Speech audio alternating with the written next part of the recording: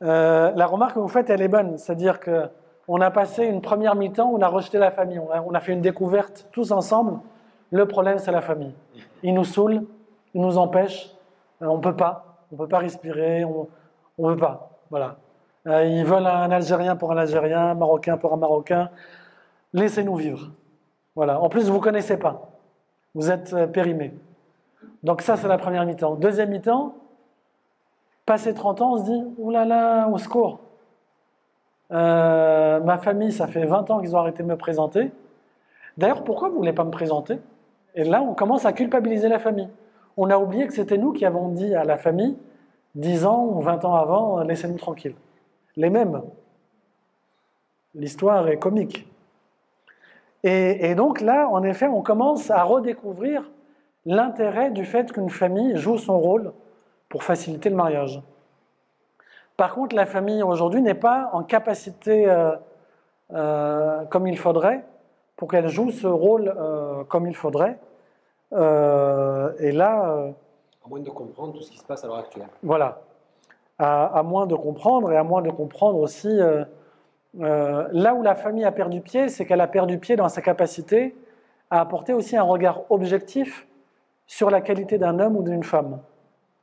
Tu prends une grand-mère, une tante, n'importe qui d'expérimenté, en 2-3 discussions avec le futur mari ou la future femme, il dit non. 2-3 discussions et pas plus. Parce que c'est un regard purement objectif. Une arnaque est une arnaque. Un voleur est un voleur. Un menteur est un menteur. Un fainéant est un fainéant. Voilà, c'est un constat objectif. Vous pouvez avoir un amour passionnel entre vous, mais sachez-le. Et n'allez surtout pas vous plaindre demain, quand vous allez le découvrir. Mais ce regard objectif, la famille a perdu la capacité à le faire parce que changement sociologique.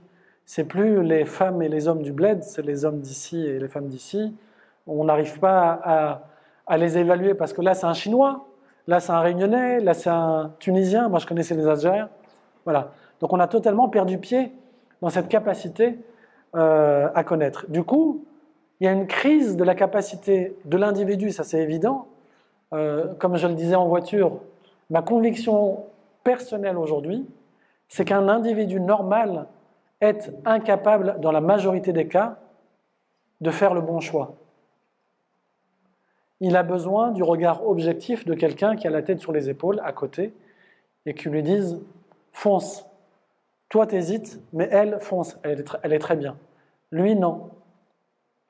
T'es à fond dedans, mais je te dis non. » Et on a besoin de personnes qui nous apportent ce regard objectif. Mais il faut le reconstruire. Pour le reconstruire, ça veut dire quoi? Nos modes de vie individualistes ne nous permettent pas de nous connaître les uns et les autres. Je ne connais aucun nom, aucun prénom de mes voisins. Si mon voisin veut se marier avec telle fille, je suis incapable de le recommander ou de l'en dissuader. Je ne le connais pas. Il a l'air bien, mais je ne connais absolument rien de lui. Donc la solution radicale, mais durable, qui se construit aussi sur la durée, c'est de recréer de la vie communautaire. On vit le même problème au niveau écologique. La crise écologique c'est impossible de la traiter avec une bonne consommation. Ça, c'est du vent. Bien consommer ne résout pas le problème écologique. C'est bien produire qui résout le problème écologique à la racine. Pour bien produire, il faut bien produire localement. Il faut replanter des fruits et légumes, avoir des vaches, des poulets, etc. à proximité, pas à l'autre bout de la planète. Parce que tant que je consomme bien des produits qui sont produits à l'autre bout de la planète, en plus on interdit à l'Algérie d'être autonome sur le plan alimentaire, elle est obligée de se fournir chez le voisin occidental qui lui vend à des prix en échange du pétrole, l'ordre mondial du commerce ne permet pas une organisation mondiale écologique. D'accord? Donc la solution ne peut être que locale.